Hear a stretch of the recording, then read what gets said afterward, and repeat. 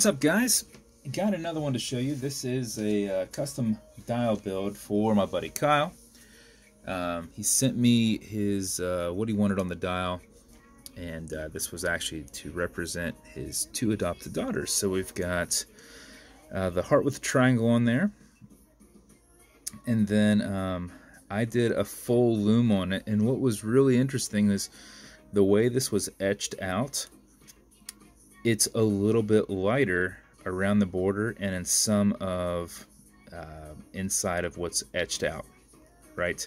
And it gave a nice green kind of tint to it, which wasn't quite expected, but it works really well with the dial, and it works with the loom because I did green loom on it. So since I did green loom, these hands are also loomed in green, but it's a different tone of green. So I did a thin set of green over it, and then sanded it down and cleared it, and then we did loomed pips around in the same green, but it's going to be a little bit more of a vibrant green. So one thing that's kind of cool with this loom is it will react to light, just regular outside light, UV light, and heat, which is very cool. I don't have many looms that will do that. So even if you're just in a hot area, that actually looms that thing up. Now, it's not going to do the same thing with the hands, but it is going to do that with that background. So we did it in a brushed case with a nice brushed two-level bezel here. Just one of the reasons we do that, and one of the reasons I suggest that is you want the focus to be on that dial, right? So when he's on the SS instead, which we've engraved that for him as well, when he's on the SS, which has quick removable links there, you know, everything is going to be that color, right? So that brings more attention to the dial, especially if it's a different tone. If you do like a bezel that takes an insert and that insert doesn't match, you're going to be looking at that insert. So we did it on two options. We've got the stainless steel engineered on there. It's more of a classy look. Really makes the dial pop. We have engraved on that. But we also did an aviator strap for him. This is with a removable bund. So this bund will come off. It does have an exhibition window on there as well. It's got a brushed clasp. We did this Horween leather with black stitching down it. Have the bund opening there for it. So if you need to take that bund off, it just slides right off. You'll just have to take the clasp off on the one side. The other side's going to feed right off. But you've got a stainless steel movement holder in there, black rotor, and a large window exhibition case back. And that is your build, sir. So with all these builds that I do, which this won't quite matter to you, but they have a tension ring inside the bezel, so you can turn it left, you can turn it right, there's no clicking. For you, this won't matter because it doesn't matter if it's here or it's here. But if you've got something with numbers down it, it's just one of those things where if you turn it this way, you can literally just turn it right back, and it doesn't click, and it's bidirectional. So just so you know, you can move that. It won't matter to you if you do move it, but if you feel it move, that's why. So this is an automatic mechanical, so you can put it on a winder, you can wear it, or you can wind it to keep time. But what you want to do is, if this is completely dead, or you know you're not going to be very active that day, or you're driving or something like that, and you're going to be driving a lot, or sitting at a desk, and you want to make sure you don't lose time, make sure you pre-wind it a little bit. And how that works is you're just going to back off your threads. Now, if this bund is on here, just push it down. It's going to come right back up. You can push it back up to go around that. And over time, that will seat more and more and more as it wears in. But just push it down so it's out of your way, so you can get your finger behind it. You're going to back off the threads, and you're going to hear it and feel it clicking, as well as see that it's got a little bit of play and it's not on those threads. At that point, you can wind. And a wind is a turn away from you. But it's a lot easier to keep your spacing and just go back and forth.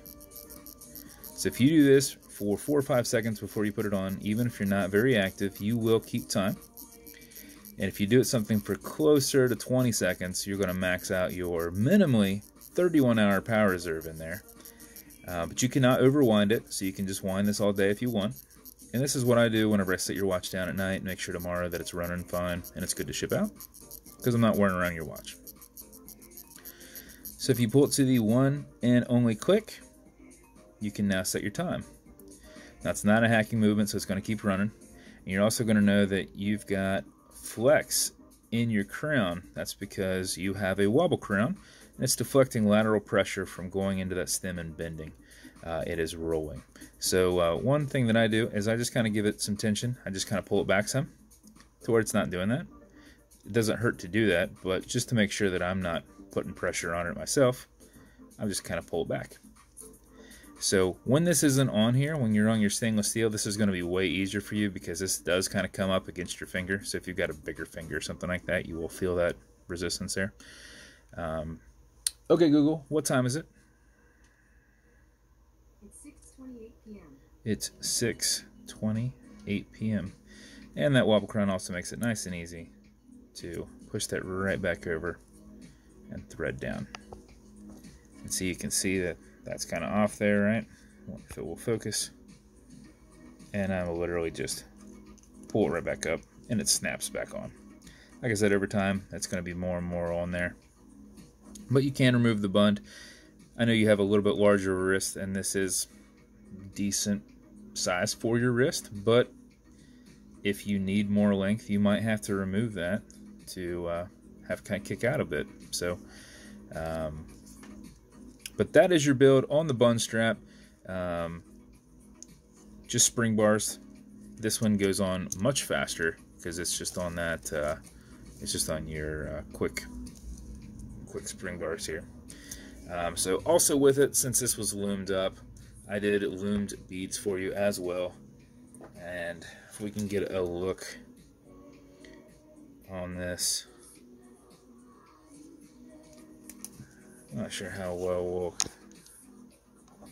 get to see. I sent him some pictures, but you can tell just off that those hands are a different tone loom. And even though the pips are the same loom itself, being balled up like that has a little bit brighter of a look to it.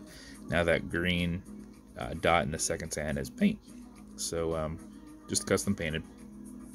But to show you on your beads, those ones themselves right there are loomed.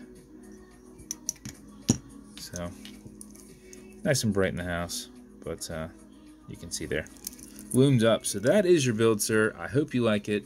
I hope it's what you were looking for or exceeds your expectations. So with your build, you're going to come in one of my special edition. This one's just a special edition brown box. It is going to come with a watch cleaner. This is good on all glass and metal parts. So if this piece is on here, this will be good on the whole thing. Non-streaky, non-toxic, non-residue. Yours will come with a leather conditioner. This is good to keep this leather strap perfectly soft. A little bit will go a long way. Put it on there, let it soak in, remove any excess. This should last as long as your strap, but if you feel that it's getting a little rough, just put it on there. You probably feel it on the back side more so than the front side. Just let it soak in, and this tiny bit, 0.5 ounce, is plenty, I promise you. This will last a good long time for that strap. And then lastly, we've got some fine scratch remover. This is Novus 2 from Amazon repackaged. Basically, it's polywatch that we've repackaged into these pieces right here. Now, this is an acrylic glass, and you can scratch it. If you do, put a tiny bit on there and buff against it, fill in that scratch. It's this 5.5 millimeter thick domed acrylic. Use your included microfiber, generate some heat behind your thumb, and buff it out in about 15 seconds. It should be perfectly gone. Also, you will just want to use what you need to do it, because you're going to soak up a lot into that microfiber, and you don't want to push any down around your bezel. So I just need what would fill it, so a tiny bit will go a long way. What's in here will probably last this watch and 4 other watches that you get from me for life. There is a lot in here, so if you're using a bunch of it, you're using way too much. So that's your build, sir. I appreciate your time. If you want me to build you something custom unique, reach out. And if you want to continue to see videos like this, like and subscribe as I put them up all the time. Thanks.